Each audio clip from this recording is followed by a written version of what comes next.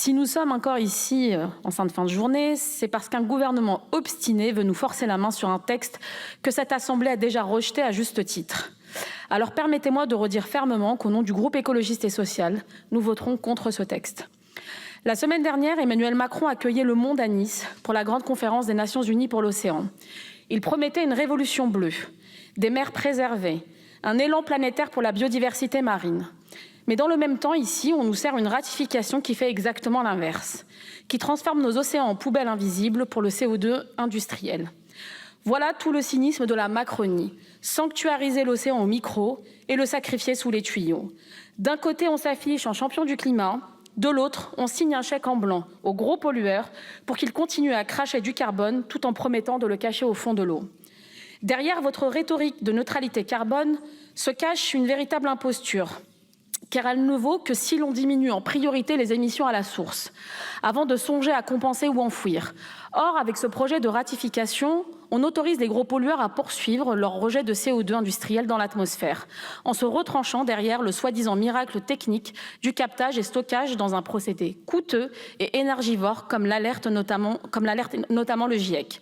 Je vous le dis, avec ces technologies, on ne fait que reculer l'échéance. On sacrifie la réduction réelle des émissions industrielles, tandis que l'argent public se détourne des solutions efficaces, locales et pérennes. Sobriété, rénovation, transport vert.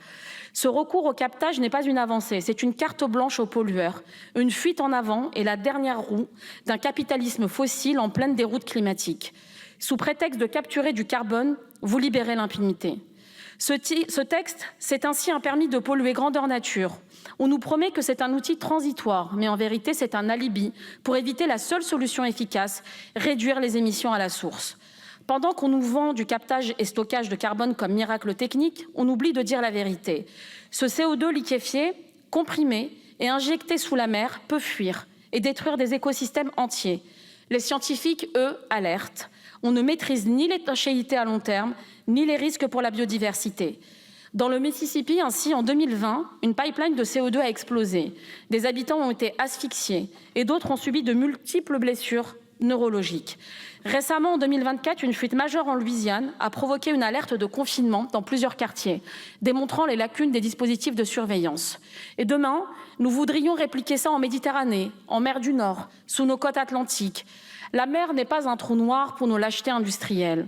Parlons concrètement de ce que ce texte prépare derrière la vitrine, le projet Callisto. C'est parfaitement ce que nous refusons. Un méga réseau pour capturer le CO2 des plus gros sites industriels de la vallée du Rhône, pour le liquéfier et l'expédier par pipeline, puis en bateau jusqu'en Italie pour l'enfouir dans d'anciens gisements gaziers sous la mer Adriatique. Tout ça dans une zone connue pour ses risques sismiques et ses inondations violentes. Tout le monde tire la sonnette d'alarme, ONG, écologistes, scientifiques. Voilà donc ce qu'on appelle une solution. Voilà donc ce que certains ici osent présenter comme vitrine de la transition. Le projet Callisto, c'est la vitrine de l'irresponsabilité climatique, la vitrine d'un modèle industriel qui se débarrasse de ses déchets en les balançant chez les voisins pour éviter de changer réellement. Pire encore, pendant que ces technologies avalent des milliards d'euros d'argent public, dont 1 milliard pour le carboduc de la vallée du Rhône, nos vraies priorités, elles, piétinent. Combien de bâtiments sont mal isolés? Combien de territoires attendent des transports propres? Combien d'entreprises vertueuses attendent des aides pour réinventer la production? Vous préférez creuser des puits à CO2 pour assurer Total et Lafarge. Et pendant qu'on vote ici pour enfouir du carbone, on détricote ailleurs les règles vertes. Depuis des mois, le gouvernement renie ses propres engagements. Abandon des zones à faible émission, suspension du dispositif MaPrimeRénov', dérogation pour les pesticides, pression européenne pour des paquets verts allégés. On appelle ça la pause réglementaire. Mais moi, j'appelle ça la capitulation face au capitalisme signé de la main du gouvernement. Alors oui, mes chers collègues, ce projet de loi est tout sauf une transition. C'est un renoncement en béton armé. C'est l'enterrement de nos promesses sous les océans. Nous croyons en une écologie qui réduit les déchets à la source, qui répare avant de dissimuler, qui préserve avant de contaminer. Dire non à ce texte, c'est dire oui à une mer vivante, à une démocratie respectée et à une planète qu'on ne trahit pas pour les dividendes. Je vous remercie.